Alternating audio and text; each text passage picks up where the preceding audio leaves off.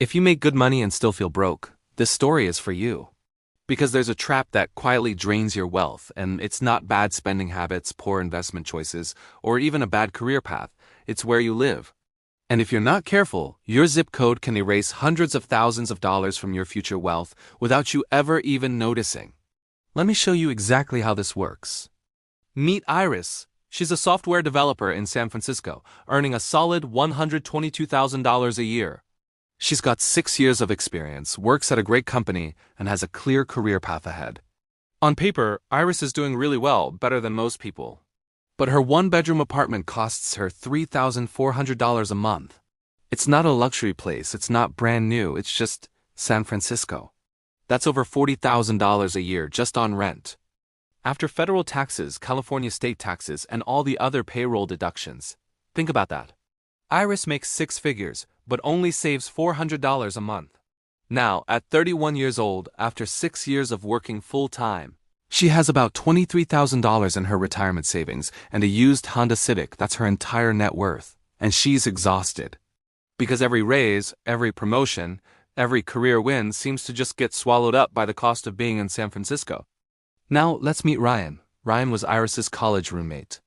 3 years ago, he took a remote job and moved to Boise, Idaho. Ryan makes $94,000 a year. That's almost $30,000 less than Iris.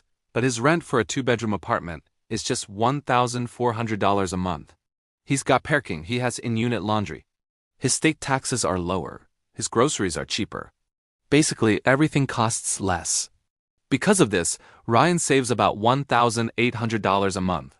He has over $130,000 in his retirement accounts, and he just put a down payment on a house. Let's be clear, Iris makes more money. Ryan is building more wealth. This isn't a paradox. It's the cost of living trap, and it's one of the most powerful and overlooked wealth destroyers in all of personal finance. Here is the first thing most people never stop to consider. A dollar is not a dollar everywhere. $100,000 in San Francisco is not the same as $100,000 in Memphis. It's not even close. In cities like San Francisco or New York, the cost of living is roughly 80% higher than the national average. Los Angeles is about 50% higher. Meanwhile, cities like Kansas City, Indianapolis, or Memphis are 10 to 15% below the national average. Some international cities are even 50 to 70% below U.S. costs. This difference isn't just a small detail. It's transformational. Let's translate this into real math. Imagine someone earning $100,000 after tax. In a city that's 80% above the average cost of living, that income buys you what about $55,000 would buy in a typical U.S. city. And now here's where this gets really dangerous over the long term. Remember, Iris saves $400 a month and Ryan saves $1,800 a month.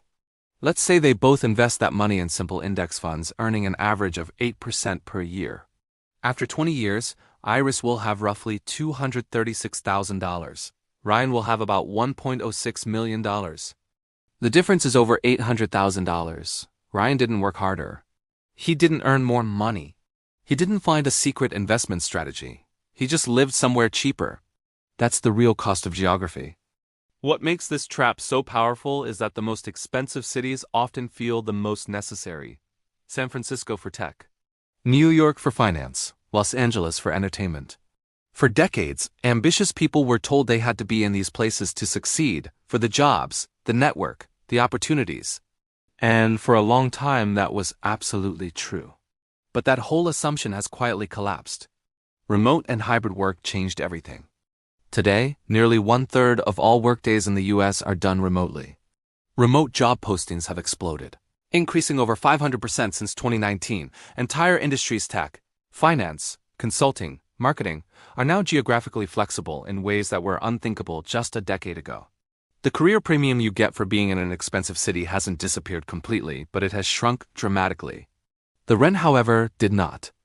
So every year you stay in a high-cost city for a job you could do from somewhere else, you're paying a premium that no longer delivers the same return on investment. Now let's talk about location arbitrage, because this is where the math becomes truly life-changing. There are people out there earning you salaries while living in places where that money goes 3 to 5 times further. Let's look at the average monthly living costs for a single person in a few places. Someone earning $80,000 remotely might save almost nothing living in San Francisco. But in a low-cost city, they could potentially save over $50,000 a year. Not by hustling harder, not by taking on risky investments, but simply by moving. This isn't just a theory. Hundreds of thousands of regular professionals are doing this right now. Of course, this isn't just a math problem. There are real valid reasons to live in expensive places: family, friends, culture, the timing of your career. Those things absolutely matter. But here is the key question that most people never ask themselves. Have you actually priced them in? If staying in a certain city is costing you $40,000 a year in lost potential wealth, you are implicitly saying that city is worth $40,000 a year to you. And maybe it is. But most people never make that decision consciously. They just drift into expensive cities. They normalize the insane costs, and they assume it's just an inevitable part of life. Here's a better way to think about it. First, calculate your true cost of location, the rent, the taxes, the higher prices on everything, and most importantly, the lost savings. Second, audit whether your income is actually tied to your physical location. Can you do your job remotely? Third, run the long-term math. Project where you'll be in 10 or 20 years on your current path. And finally, separate the temporary from the permanent. Living in an expensive city for 2 years to build your network can be a really smart career move. But living there for 15 years just because you never stop to question it is an incredibly expensive mistake. Your location is not your identity, it's an input. And it is the most leveraged input in your entire financial life. Your income is hard to increase dramatically. Investment returns are always uncertain. And cutting your spending too much can really hit your quality of life.